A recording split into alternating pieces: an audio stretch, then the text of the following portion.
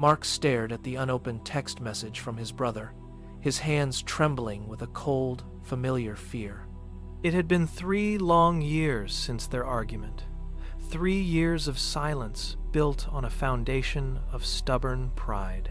He paced the living room, the phone glowing on the coffee table like a silent accusation. Every second felt like an eternity as he weighed the cost of his anger against the void left by his brother's absence.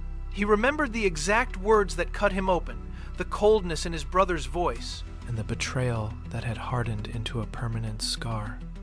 But in the quiet, Ephesians 4:32 echoed in his mind.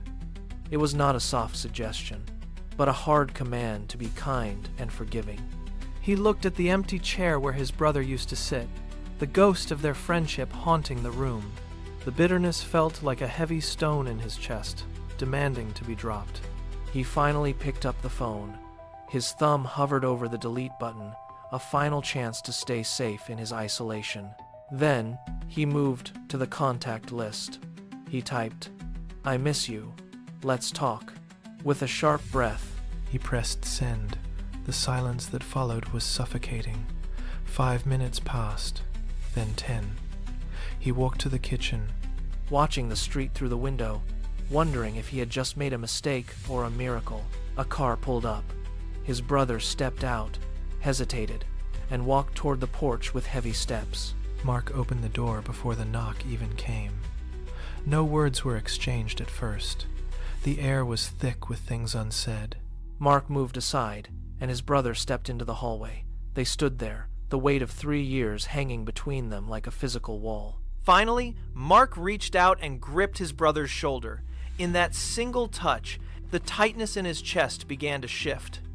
The bitterness he had carried for 1,000 days started to crumble. It did not erase the past.